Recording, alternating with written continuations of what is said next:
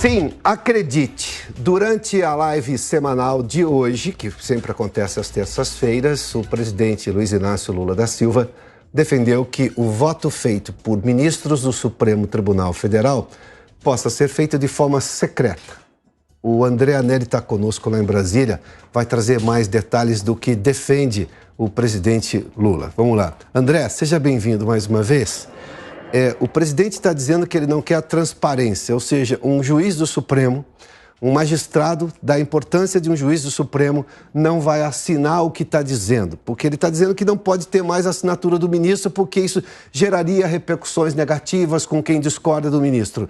Mas daí a gente acaba com a transparência. Acabando com a transparência, você fere a democracia. Mas enfim, nos traga detalhes, André, por favor.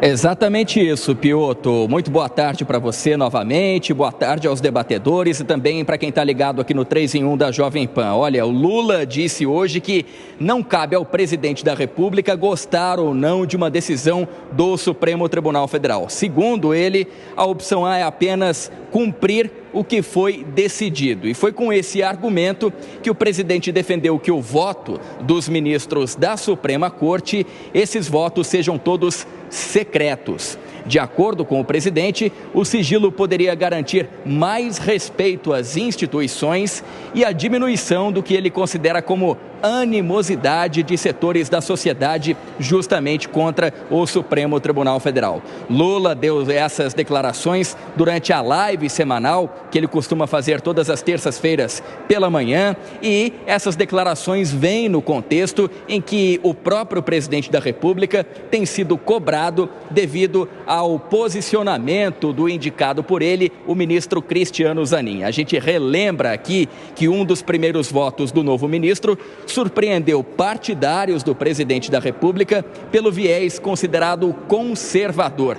Zanin se posicionou contra a descriminalização do porte de maconha para o uso pessoal. Isso acabou indo na contramão do que defendia grande parte dos correligionários do presidente da República. Aí, dias depois, em um outro julgamento, Zanin acabou atendendo às expectativas da ala ligada ao PT e votou contra o marco temporal para terras indígenas. É aquele marco que estabelece a promulgação da Constituição na data de 5 de outubro de 1988 como a data limite para que as terras ocupadas por indígenas sejam garantidas a esses povos, e que se essas terras não estivessem sido ocupadas numa data posterior a essa data, aí sim os indígenas não teriam direito às ocupações e essas terras seriam então de quem está ocupando atualmente ou após essa data. Então, nesse contexto de contradições em relação a expectativas de voto de Cristiano Zanin no Supremo Tribunal Federal, Lula acabou fazendo uma defesa, ainda que de forma indireta, a Cristiano Zanin, fazendo com que, nas palavras dele, o voto na opinião dele seja secreto no Supremo Tribunal Federal, lembrando que isso já acontece nos Estados Unidos e Lula então defende que o mesmo seja feito no STF aqui no Brasil. Piotr. Muito obrigado, André. Daqui a pouco eu volto a falar contigo, porque tem uma repercussão, inclusive dentro do governo, sobre esse assunto. Mas já vou trazer nossos debatedores aqui para este tema. Ô Segré, vou começar contigo, que está um pouco mais distante hoje. Em suma, o que o presidente está defendendo é que o juiz não assine a decisão que ele tomou, ou seja, a sentença, o voto dele, no caso especificamente no Supremo Tribunal Federal, e que se perca completamente a transparência.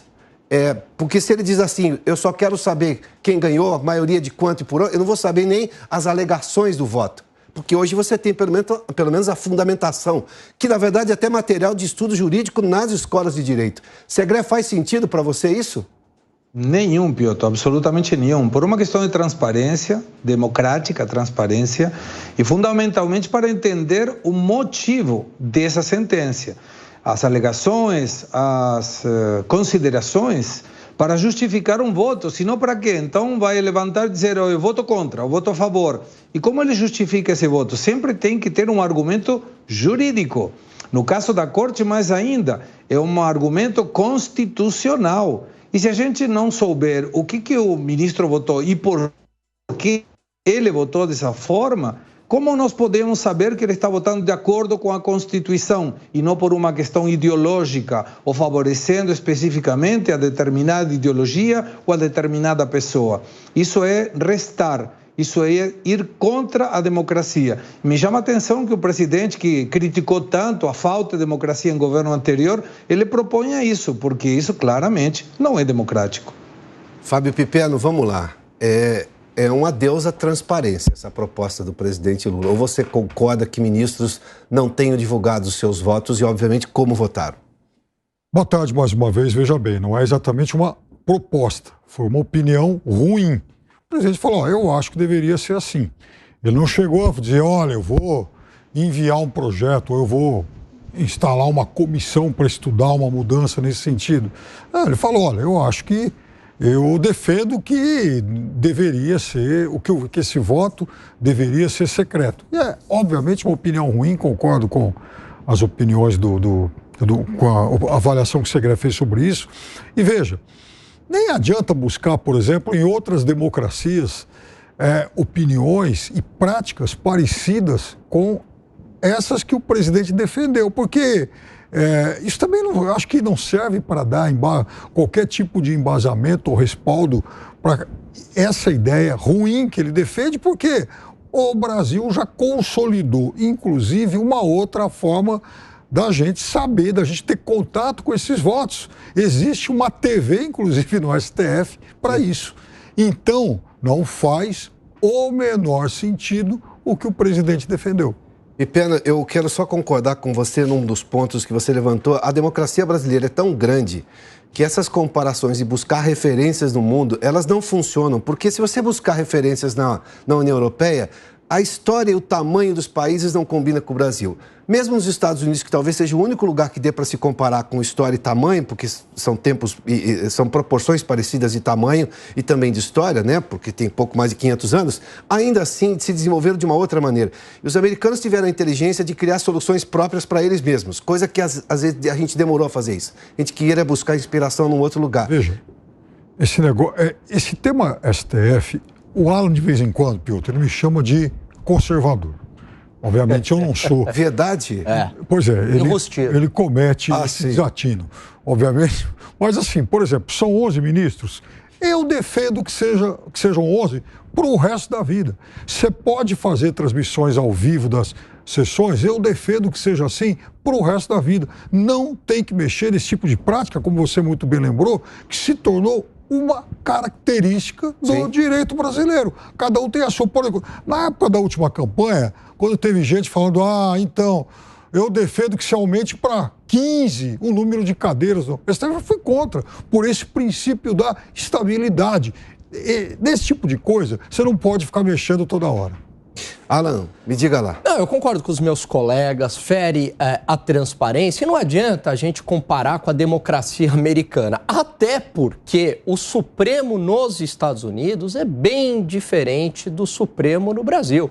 O Supremo no Brasil é, de fato, um ator político. Então, por que o Supremo tem sido alvo da opinião pública? E no passado não era assim. Se a gente voltar a um passado até recente, o Supremo não tinha esse protagonismo que tem hoje. O Supremo, ele é provocado sempre pelos mesmos grupos, os mesmos parlamentares. O poder não deixa vácuo e aí o Supremo tem todo esse protagonismo. Um protagonismo com inquéritos perpétuos, um protagonismo com busca e apreensão em conversa de WhatsApp de empresários, atropela decisões do Congresso Nacional, como foi o próprio caso da descriminalização da maconha, do marco temporal, claramente matérias do Congresso Nacional. Rasgou a Constituição no impeachment da Dilma ao preservar os direitos políticos dela. Então, o Supremo, é claro que ele vai se tornar alvo da opinião pública. Agora, o que vai acontecer com o ministro do Supremo sendo alvo da opinião pública? Absolutamente nada. Eles têm os cargos ali, vitalícios, eles não são, diferente de parlamentares, Piotr, eles não são eleitos, eles não sofrem pressões da base política, dos partidos, é completamente diferente. Então, essa proposta do presidente Lula não faz o menor sentido. A proposta não, né? Essa opinião ainda, né? Ainda. É completamente sem pé nem cabeça. Em que pese o fato de ser apenas uma ideia, como bem observou aqui o Piperno, é uma ideia que vem do presidente da República. Quem que está conosco? O Dantas, é isso? O Dantas está conosco lá em Brasília. Dantas, deixa eu te trazer para esse debate aqui rapidamente, porque falamos disso tempos atrás aqui. Eu mesmo, como repórter, testemunhei e noticiei, não só como repórter e como âncora, que várias premissas de discussões no Congresso que acabavam, obviamente, com alguém incomodado com o resultado, iam parar no Supremo e ministros diziam: isso não é assunto do Supremo, resolvam vocês, isso é interna corporis, ou seja, é problema da casa, não é do Supremo. Acontece que o Supremo aceitou um protagonismo político que não lhe é devido, nem lhe é caro e muito menos constitucional. E aí é natural que a população entenda que possa reclamar de ministro na rua. Mas isso foi causado pelo protagonismo que o Supremo, sim, foi provocado em alguns momentos, mas aceitou também de bom grado, não foi? Dantas, bem-vindo, boa tarde. Muito boa tarde, Piotr, saudade de você. Boa tarde a toda a bancada aí, a nossa audiência. Esse é um tema espinhoso, né? Assim que o Lula fez a declaração dele, eu já entrei em contato aqui com assessores que já me disseram que ele não disse exatamente o que ele gostaria de dizer, quer dizer, ele trocou ali as bolas na hora de se expressar. Na verdade, alguém deve ter cantado no ouvido dele e ele falou aí em voto sigiloso e comparou com os Estados Unidos. Como é que é nos Estados Unidos? Só para a gente ter como referência. Você não tem essa questão de você... Primeiro, a transmissão ao vivo pela TV. Acontece a transmissão, ela é via rádio. O julgamento é público, sim. As pessoas podem ir fisicamente ao julgamento. Naturalmente, aí depende da lotação da corte. Mas você não tem essa figura do ministro falando individualmente o seu voto. O que você tem é os ministros que vão votar a favor, um juiz redige o voto da maioria e outros que vão votar contra, por exemplo, redige ali o voto da minoria. E esse voto é divulgado, então não é sigiloso. O que não acontece é essa figura aqui que a gente tem dos ministros falar, cada um fazer um voto. E muitas vezes a gente tem até dificuldade, eles também, né, de concluir, afinal de contas, como é que foi a votação. Porque às vezes faz o voto, aí abre uma divergência, a divergência da divergência, e daqui a pouco ninguém sabe, afinal de contas, qual é o placar do julgamento. Aí tem também, dentro desse debate, Piotr, uma discussão sobre a TV Justiça, sobre a transmissão ao vivo desses julgamentos. Já tem estudo mostrando que depois da TV Justiça, os ministros passaram a fazer votos mais longos. Então aí tem um problema de vaidade, naturalmente. A gente sabe que tem de haver aí o exercício da autocontenção, né? Ministro tem de ter autocontenção. Tem que reduzir seus votos, não pode se deixar levar pelos holofotes da mídia e evitar dar entrevistas. O ministro do Supremo não pode ficar toda hora na mídia dando entrevista, muito menos antecipando o voto, ou até usando ali do espaço público para atacar outras instituições, como a gente vê frequentemente aqui. Então, tem um problema de origem. É um debate válido, mas não é bem isso que o Lula disse. Não é sigilo. Até porque a Constituição, ela privilegia o princípio da transparência, Piotr.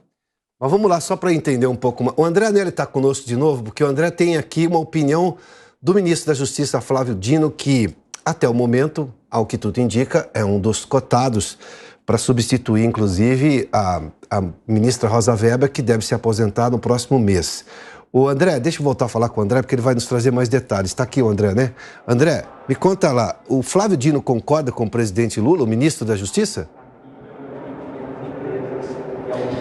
Concorda sim, viu, Piotr? Por incrível que pareça, Flávio Dino afirmou hoje que o modelo de voto secreto no STF, defendido pelo presidente Lula, é um modelo possível, mas para um debate futuro. O ministro da Justiça disse que é válido debater outras formas de sistema, como ocorre nos Estados Unidos, onde só a decisão do colegiado é divulgada. Flávio Dino disse ainda não defender nenhum dos dois modelos, ou seja, nem o atual do Brasil, naquele em que os ministros acabam expondo o seu voto, inclusive ao vivo, por transmissão da TV Justiça, que é responsável então por exibir os julgamentos, mas também argumentou que ambos os modelos são transparentes. Flávio Dino acabou dizendo que ambos os modelos são transparentes, esse brasileiro e aquele americano que apresenta apenas o placar no final dos julgamentos. O ministro reforçou que, na avaliação dele, não é um debate para agora. Ou seja, Flávio Dino acabou se colocando à disposição, então, e de forma favorável para contribuir nesse debate levantado pelo presidente Lula, que apoia o voto secreto no Supremo Tribunal Federal.